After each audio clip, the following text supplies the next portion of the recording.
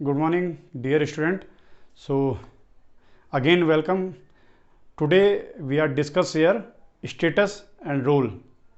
तो आज मैं आपको पढ़ाऊँगा स्टेटस एंड रूल के बारे में। और इससे पहले थोड़ा आपको जानकारी दूँ पुनः कि ये जो चैनल है, आप जानते हैं मेरा पहला जो मुख्य चैनल है विजडम वेव, जिसमें मैं पहाड़ों के बारे में, समसामयिक मुद्दों पर और घुमक्कड़ी जो पसंद करते हैं और पहाड़ों के रहस्य, हिमालय के प्रकृति की छटाएं, इन सब के बारे में उसमें जानकारियाँ देता रहता हूँ। लेकिन जो ये चैनल है, ये स्पेशली केवल उन विद्यार्थियों के लिए बनाया गया है जो आज इस लॉकडाउन के बीच में पढ़ाई नहीं कर पाए, उनको सही जानकारियाँ नहीं मिल पाई, चाहे न्यूज़ के माध्यम से, और कई लोग कोचिंग नहीं जा पाए हैं, कॉलेजेस नहीं जा पाए, स्कूल नहीं जा पाए।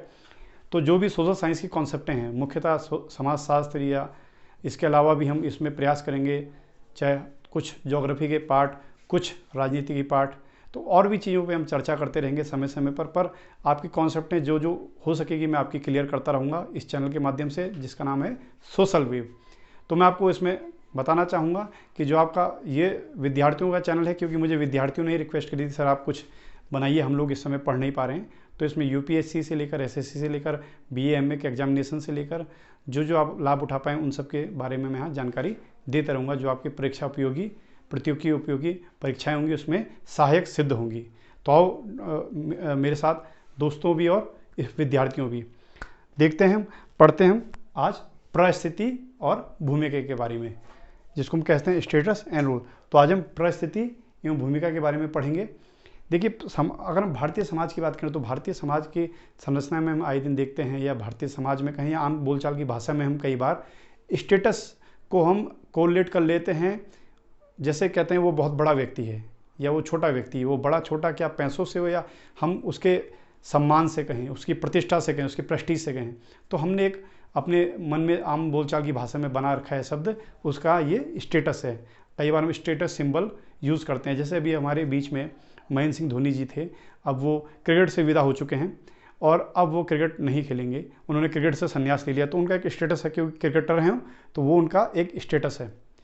और विद्यार्थी कई बार कंफ्यूज हुए हैं स्टेटस रोल में। ये कई बार यूपीएससी के एग्जामों में जब पूछा गया या इंटरव्यू में पूछा गया, तो आप लोग रोल और स्टेटस में कंफ्यूज हो जाते हैं। तो आप समझिए, फिर आपको पुनः सरल भाषा में समझा रहा हूँ मैं। आप देखिए पहले जॉनसन क्या कहते हैं। जॉनसन, एच एम जॉनसन समझाते हैं, प्रत्येक सामाजिक पद एक स्थिति भूमिका है। Thus every social position is a status role. इससे आप क्या समझे कि जो प्रत्येक सामाजिक पद है, पहले आप समझिए सामाजिक पद क्या है, ये है स्टेटस। तो जो भी सामाजिक पद है वो एक तरह से भूमिका भी है, स्टेटस भी है, क्योंकि भूमिका और पद एक दूसरे के पूरक हैं, ये आपको समझना पड़ेगा। तो हमारे समाज में हम जैसे कई बार आप कहते हैं पद क्या है, तो देखिए पद आप ऐसे समझ सकते हैं, मान लीजिए कोई डॉक्टर है, कोई वकील है, अध्यापक है, कोई बिजनेसमैन है, तो ये उसका एक पद हो गया। ये उसके कार्य के बारे में बात नहीं कर रहा हूँ, ये उसका पद है। तो हम आए दिन समाज में जो उसके बारे में चर्चा करते हैं, वो हम आम बोलचाल की भाषा में, आप कहते हैं ना, मैंने कहा ना आपको कि आप ऊंच नीच के बारे में शब्द को यूज नहीं करेंगे कि वो बड़ा है छोटा है। आप इसको समाजशास्त्री या सामाजिक एंगल से अगर आप देखेंगे, सोशल साइंटिस्ट के एंगल से आप देखेंगे, तो हम यूज करते हैं उसके कार्य, उसके मान मर्यादा, उसके कार्यों की सीमाएँ, उसकी बाध्यताएँ भी साथ साथ। तो इसको हम उसके स्टेटस से कोरिलेट करेंगे, उसको जोड़ेंगे। तो जैसा आपको जॉनसन ने बताया भी कि प्रत्येक सामाजिक पद क्या है, एक स्थिति भूमिका है। और इसके बारे में अगर हम बात करें, प्रत्येक सामाजिक पद के दो तत्व हैं। अब कौन कौन से तत्व हैं? एक है अधिकार अर्थात राइट, और दूसरा है बाध्यता ऑब्लिगेशन। दूसरे शब्दों में सामाजिक पद व्यक्तियों के अधिकारों एवं बाध्यताओं का एक जटिल समग्र है। आप समझ गए होंगे। प्रत्येक सामाजिक पद के दो तत्व होते हैं, एक है अधिकार और दूसरा है बाध्यता। और अगर आप कहें सामाजिक पद जो है वो प्रत्येक सामाजिक पद अधिकारों एवं बाध्यताओं का एक जटिल समग्र है। ये मैंने आपको बताया, जो जॉनसन ने भी आपको समझाया था। तो हमें समझना होगा कि स्टेटस क्या है, ये मैं बता चुका हूँ आपको। आप जहाँ कहीं भी हैं, जैसे आप देखते हैं आए दिन, आप किसी बिजनेसमैन के यहाँ जाते हैं, आप उससे सामान लेते हैं, तो वो उसका एक पद है, भूमिका उसका सामान देना है। अगर हम गाड़ी में चाहते हैं वहाँ पे एक ड्राइवर है तो ड्राइवर उसका पद है, गाड़ी चलाना उसकी भूमिका है। हम शिक्षक के पास जाते हैं, वो आपको पढ़ाता है, वो उसका एक पद है, लेकिन पढ़ाने के नाते उसकी वो भूमिका हो जाती है। एक डॉक्टर है जो आपको दवाई देता है, वो उसका पद है। तो आप समझ गए होंगे स्टेटस मतलब उसके पद और उसकी हैसियत से है। और ये उसके कुछ उदाहरण हैं: पिता, पुत्र, डॉक्टर, वकील और अध्यापक। तो अब इसके बाद मैं आपको बताऊंगा पद कितने प्रकार के होते हैं। तो चलिए अब हम बात करते हैं परिस्थिति कितने प्रकार की होती है। How type of status. तो there are 2 types of status. तो आप पहले देखें, ये आपके ब्लैक बोर्ड में आप सभी को दिख रहा होगा। स्टेटस स्थिति, हैसियत। हम स्थिति भी कह सकते हैं, हैसियत भी स्टेटस को, और रोल मतलब भूमिका और फर्ज। तो अर्जित परिस्थिति, अचीव्ड स्टेटस, पहले इसको समझ लेते हैं। अचीव्ड स्टेटस जो है ये आप समझ रहे होंगे, इसका नाम ही है अचीव्ड स्टेटस। मतलब आप कोई चीज़ गेन कर रहे हैं, आप प्राप्त कर रहे हैं। तो जहाँ पर भी आपकी कार्यकुशलता, आपकी दक्षता, प्रतिस्पर्धा, प्रतियोगिता से आप कोई चीज़ गेन करते हैं तो उसको हम अर्जित परिस्थिति की श्रेणी में लाते हैं। जैसे कि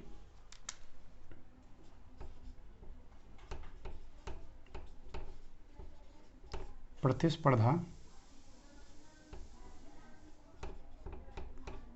प्रतियोगिता,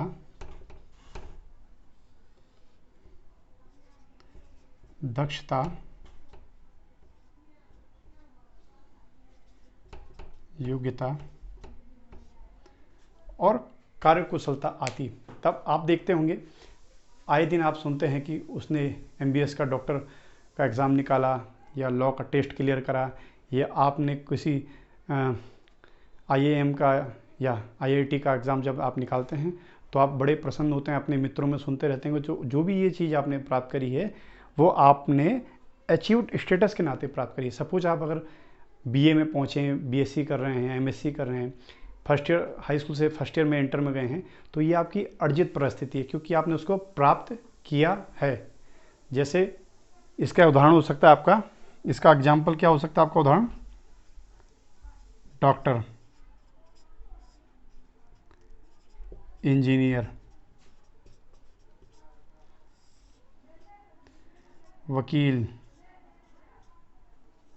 और कोई बिजनेसमैन भी इसका उदाहरण हो सकता है, क्योंकि ये आपने जो प्राप्त करा है ये आपने प्रतिस्पर्धा, प्रतियोगिता, दक्षता, योग्यता और अपनी कार्यकुशलता के बल पर जीता है। ये आपको मिला नहीं है, पूर्व से आपको मिला नहीं था, आपने उसको गेन किया है। क्लास में कई बार कुछ स्टूडेंट ही फर्स्ट आ पाते हैं, सारे नहीं, कुछ के ही 70 क्रॉस हो पाते हैं, सबके नहीं, कुछ ही लोग UPSC का एग्ज़ाम पास कर पाते हैं, सारे नहीं। तो ये सारे उदाहरण किसके हैं? अर्जित परिस्थिति के। आप समझ गए होंगे मेरे हिसाब से विद्यार्थी, आसान भाषा में। तो जो भी आप दक्षता, प्रतियोगिता से प्राप्त करते हैं वो होता है अचीव्ड स्टेटस। वहीं पे प्रदत्त परिस्थिति क्या है? इसके लिए आपको कुछ करना नहीं है, जो पूर्व से आपको प्राप्त है। ये कौन कौन से हो सकते हैं, इसके क्या उदाहरण हो सकते हैं? इसके एग्जाम्पल हो सकते हैं आयु, लिंग, जाति, समुदाय भी हो सकता है।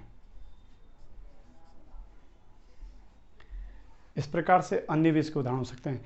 आप समझ रहे होंगे ये जो प्रदत्त परिस्थिति है, एस्क्राइब्ड स्टेटस, इसमें आपने कोई मेहनत नहीं करी। भाई आपकी आयु है, आप बड़े हैं, छोटे हैं, आप देखते होंगे कई बार हमें अंडर एज के कारण हम कोई चीज़ नहीं खरीद सकते, या आप गवर्नमेंट ने वहाँ पे निषेध टैबू लिखा होता है। ऐसे ही लिंग, स्त्री पुरुष, आइदर मेल और फीमेल, ये भी डिस्क्रिमिनेशन किया जाता है। जाति, कास्ट या कम्युनिटी के बेस पे, यहाँ पे आपने कुछ करा नहीं, आपने कुछ गेन नहीं करा, लेकिन आपको पहले से वो प्राप्त था, पूर्ववत प्राप्त था। आप उसमें ना कोई चेंजमेंट ला सकते हैं, ना आपको कुछ मिला, वो आपको पहले से मिला, आपने उसको प्राप्त नहीं करा। हाँ, जैसे आपने वह कोई कह सकते हैं आपकी कोई बड़े से बड़े डॉक्टर का बेटा भी पढ़ाई लिखाई ना करे तो शायद वो अनपढ़ रहते हुए बेरोजगार रह जाएगा, या अच्छी पढ़ाई ना करे तो बेरोजगार हो जाएगा। और वहीं अगर कोई मान के चलिए क्रिमिनल फैमिली से कोई बच्चा था, लेकिन उसने अच्छी पढ़ाई करी और उसने मोटिवेट होते हुए अच्छी पढ़ाई करते करते वो एक दिन कलेक्टर बन गया, तो वो ऐसा भी कर सकता है। कोई अभिनेता बन सकता है, कोई बिजनेसमैन, जैसे आज अंबानी ब्रदर्स आप सुनते होंगे। तो ये सारे उदाहरण हैं अचीव्ड स्टेटस के यानी कि अर्जित परिस्थिति के, और एस्क्राइब्ड जो आपको पूर्व से मिला है। तो मेरे हिसाब से आप लोग समझ गए होंगे अचीव्ड यानी कि अर्जित परिस्थिति, एस्क्राइब्ड यानी कि प्रदत्त परिस्थिति, इसमें क्या अंतर है। और ये 2 प्रकार होते हैं परिस्थिति के। इसके बाद अगले उसमें आपको मैं समझाता हूँ भूमिका क्या होती है। तो आज आपका स्टेटस यानी कि परिस्थिति और रोल आपका यहाँ कंप्लीट हो जाएगा, जो कि कई बार यूपीएससी एग्जाम में पूछा जाता है, आप कन्फ्यूजन होते हैं। अब इसके बाद मैं आपको पढ़ाने वाला हूँ भूमिका, रोल। तो अब हम जानेंगे भूमिका के बारे में। अभी तक आपने पढ़ा स्टेटस यानी कि पद क्या होता है, अब हम पढ़ेंगे भूमिका। ये कई बार कन्फ्यूजन करता है, यूपीएससी के एग्जामों में नेट में पूछा जाता है और हम लोग गलत करके आ जाते हैं। उसको अच्छे ढंग से इसके कॉन्सेप्ट क्लियर करके अपने माइंड में बैठा दीजिए। मैंने आपको बताया पद यानी कि जो आपको मिला है, जो आपने प्राप्त करा है, और उस पद के नाते जो आप कार्य करेंगे वो होगी उसकी भूमिका। अब हम देखेंगे भूमिका। ये कई बार नेट के एग्जाम में पूछा गया है, इसलिए मैंने इसको अंडरलाइन भी करा है, नेट वाले भी नोट कर सकते हैं। भूमिका की अवधारणा सर्वप्रथम मानव शास्त्री राल्फ लिंटन ने 1936 में दी थी। भूमिका की अवधारणा सर्वप्रथम राल्फ लिंटन ने दी थी 1936 में। कई बार ये प्रश्न पूछा गया, आप देख सकते हैं पुराने पेपरों में। और उसके बाद प्रत्येक व्यक्ति का समाज में अपना एक अलग स्थान पद होता है, आप सब जानते हैं। जो भी उस व्यक्ति का पद या स्थान जो उसको प्राप्त है, उस पद के नाते वह जो भूमिका अदा कर रहा है, वो जो रोल निभा रहा है, कर्तव्य निभा रहा है, वही उसकी क्या है, भूमिका है। बहुत संक्षेप में सरल भाषा में आप समझ लीजिए, जो पद है उसके अनुरूप वह जो कार्य करेगा वो क्या उसकी भूमिका है।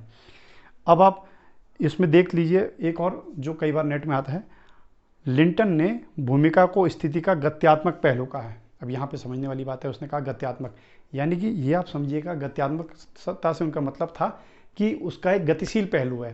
भूमिका क्या है, आपके पद का एक गतिशील पहलू है। और मैंने आगे भी आपको कहा था, जॉनसन क्या कहते थे कि वो दोनों क्या है, स्त्री भूमिका क्या है, आपस में एक दूसरे के पूरक हैं।